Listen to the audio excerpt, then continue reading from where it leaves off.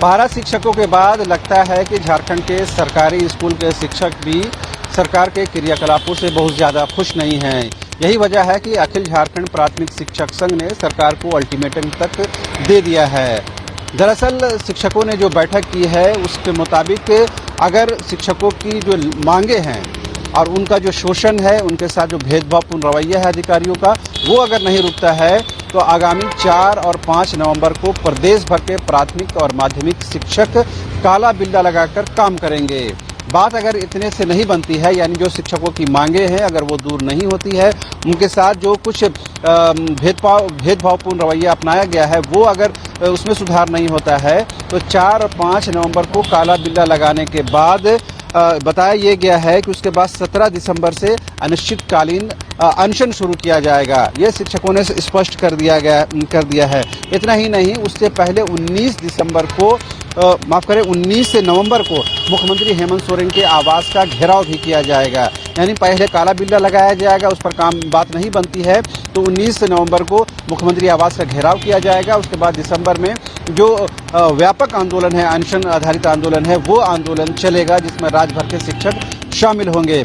अब सवाल ये उठता है कि आखिर शिक्षकों ने इतना जो कार्य योजना क्यों तैयार की है, आंदोलन की रूपरेखा तैयार क्यों है, तो उसके बारे में खुद अखिल झारखंड प्राथमिक शिक्षक संघ के ओर से विज्ञप्ति जारी की गई है और इसमें ये बताया गया है कि सबसे पहले जो शिक्षकों के साथ भेदभावपूर्ण रवैया अपनाया जा रहा है, उनके साथ जो पक्षपातपूर्ण रवैया अपनाया जाता है वो तुरंत खत्म हो जाना चाहिए। इसके साथ ही जो शिक्षकों के साथ गैर शैक्षणिक कार्यों जो उनको लगाया जाता है, लिपिकीय कार्यों में उनको लगाया जाता है, उन तमाम कार्यों से उनको मुक्ति मिलनी चाहिए। इतना ही नहीं, कुछ खास मांगे उनकी ये है, उसमें यह है कि बिहार सरकार की तर्ज पर MSCP लागू करने की मांग की गई है।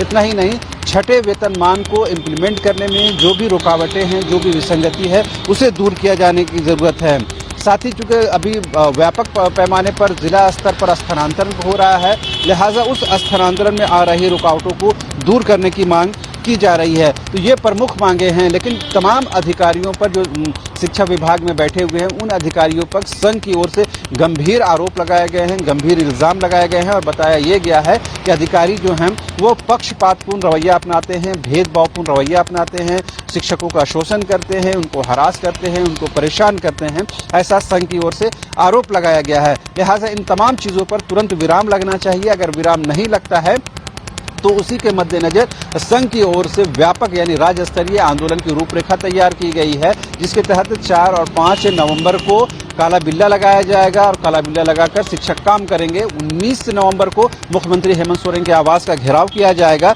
और 17 दिसंबर से अनिश्चितकालीन जो उनका अनशन का कार्यक्रम है वो शुरू किया जाएगा। तो ये कमोबेश पहला ऐसा मौका होगा जब इतना बड़ा आंदोलन की जो तैयारी है वो प्राथमिक शिक्षक संघ की ओर से, उसमें माध्यमिक शिक्षक भी शामिल होंगे और राज्य स्तर का ये कार्यक्रम तैयार किया जा रहा है। संघ की ओर से ये भी बताया गया है कि तमाम विषयों के लेकर के मुख्यमंत्री को, शिक्षा मंत्री को और शिक्षा सचिव को, वित्त सचिव को, मुख्य सचिव को, तमाम लोगों को अवगत करा दिया गया है। अगर उसके बावजूद भी उनकी मांगों पर, उनके आग्रह पर कार्रवाई नहीं होती है तो कहीं न कहीं शिक्षक बाध्य होंगे और कहीं न कहीं आंदोलन में उनको कूदना पड़ेगा। तो ये पहला मौका ऐसा होगा संभवतः जब पारा शिक्षकों के आंदोलन के समाप्ति के बाद इतने बड़े स्तर पर एक बार फिर से प्राथमिक शिक्षक हो या माध्यमिक शिक्षक वो सड़क पर उतरने की तैयारी कर रहे हैं। अब देखना यह होगा कि क्या इनके जो आंदोलन की जो रूपरेखा है उससे पहले सरकार क्या कोई स्टैंड लेती है और खास करके शिक्षा सचिव हो या फिर खुद शिक्षा मंत्री जगन्नाथ महतो वो क्या अपने स्तर से क्या स्टैंड लेते हैं, वो देखने वाली बात होगी।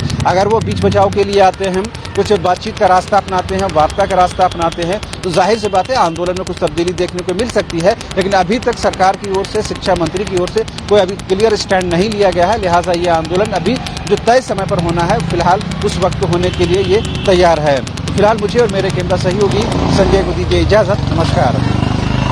दिवाली और धनतेरस पर प्रिया सेल्स लेकर आए हैं धमाका ऑफर।